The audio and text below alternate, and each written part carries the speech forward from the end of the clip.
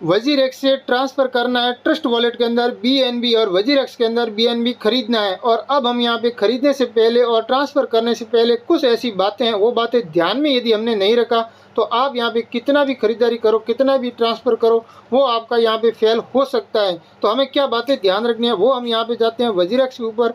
और ये वजीरेक्स आपके सामने जैसे ओपन हो गया है और हम यहाँ पे जाते हैं कि BNB के ऊपर। जैसे हम यहाँ पे एक्सचेंज है इसके ऊपर हम क्लिक करते हैं और हम यहाँ पे BNB देखते हैं। यदि आप इस प्रकार नहीं मिले तो यहाँ पे आप सर्च करके भी BNB ले सकते हैं। हमें यहाँ पे BNB देखने को मिल गई है, इसके ऊपर हमने क्लिक किया तो यहाँ पे ख़रीदारी करने के लिए कोई ज़्यादा टाइम नहीं लगता है, हम एक क्लिक में ख़रीदारी कर सकते हैं। जैसे बाई पे क्लिक किया और आपको कितने रुपए की ख़रीदारी करनी है वो पैसे आप यहाँ पे डाल दीजिए। और जैसे मान लो 100 रुपये की मैं ख़रीदता हूँ तो हमें यहाँ पे 0.002 ही BNB मिल जाती है। और अभी रेट यहाँ पे 40,000 वाली मिलेगी और यहाँ पे 39,000 प्लस आपको चल रही है, तो यहाँ पे आप रेट भी कम ज़्यादा कर सकते हैं। तो रेट कम ज़्यादा आपको इस प्रकार यहाँ पे देखने को मिल रही है 39,000 और लगभग आपको यहाँ पे 648 या 45 देखने को मिल रही है।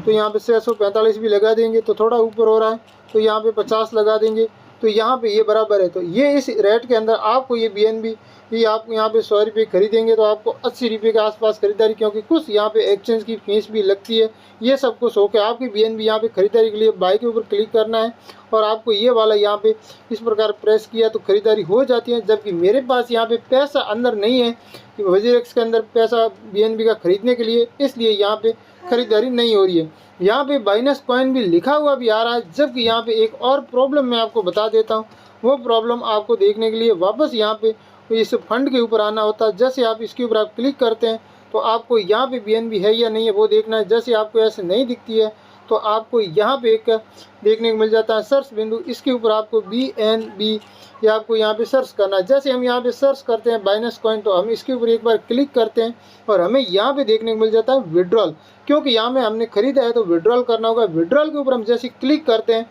तो हमें यहाँ पे क्या क्या ध्यान रखना है वो बातें ध्यान रखने से पहले यहाँ पे अभी तक तो यहाँ पे कुछ देखने को नहीं मिल रहा है।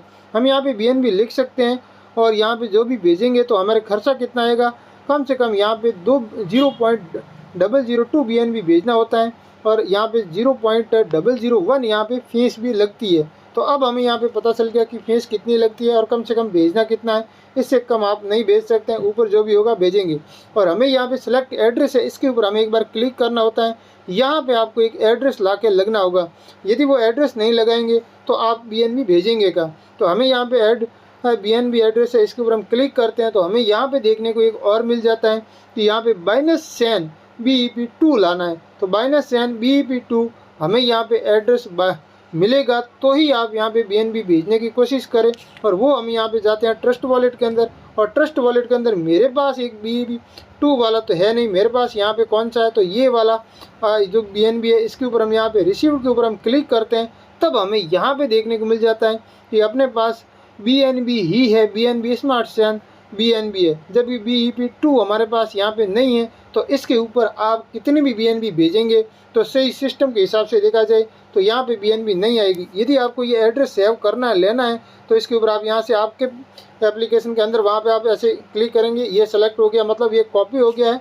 और फिर आपको क्या करना होगा, ये एड्रेस यहाँ पे आपको यहाँ पे लगाना होगा। जैसे यहाँ पे है ये पेस्ट लिखा है, इसके ऊपर आप क्लिक करते हैं तो ये आपके यहाँ पे एड्रेस ऑटोमेटिक ले लिया है और यहाँ पे BEP2 है, जबकि ये BEP2 का एड्रेस नहीं है और तो आपका यहाँ पे BNB जाएगी नहीं। आपको यहाँ पे एड्रेस को सेव करना होगा और यहाँ पे ये जो लिखा है इसके ऊपर हम क्लिक करते हैं तो यहाँ पे लिखा है कि BEP2 एड्रेस, यहाँ पे लिखा है BEP2 ऐड, तो यहाँ पे BEP2 एड्रेस है तो ही यहाँ पे जाएगी। जबकि ये BEP2 एड्रेस नहीं है तो आप यहाँ पे कर भी देंगे तो आपका यहाँ पे गलत हो जाएगा। प्लीज़ सेलेक्ट वॉलेट डेस्टिनेशन, यहाँ पे हम क्लिक करते हैं। जैसे हमने क्लिक किया तो यहाँ पे ऑप्शन हमें देखने को मिलेगा, जबकि यहाँ पे आगे ऑप्शन देखने को नहीं मिल रहा है। तो आप यहाँ पे कैसे करेंगे, जैसे हम यहाँ पे देखने को मिल जाता है कभी कभी तो अच्छी बात है। यहाँ पे बाइनेंस देखने को मिला है तो बाइनेंस के ऊपर हम नहीं लगा सकते हैं, क्योंकि हमें यहाँ पे वॉलेट के अंदर यहाँ पे ट्रस्ट वॉलेट लगाना है। तो हम यहाँ पे इसके ऊपर क्लिक करते हैं और TRUST ट्रस्ट वॉलेट लिखते हैं तो ट्रस्ट वॉलेट यहाँ पे नहीं आ रहा है। जबकि आपका यहाँ पे ट्रस्ट वॉलेट नहीं आ रहा है तो इसका मतलब यहाँ से BNB आप बार नहीं भेज सकते हैं। यहाँ पे लिखा है कि नोट रिजल्ट फाउंड, क्योंकि ये वाला जो भी एड्रेस है वो ट्रस्ट वॉलेट का, जबकि ये एक्सेप्ट वहाँ पे नहीं करेगा तो आप कैसे भेजेंगे? नहीं भेज पाएंगे। इसलिए मैं आपको यहाँ पे ये सलाह नहीं दे सकता है कि आपको इस प्रकार भेज देनी चाहिए।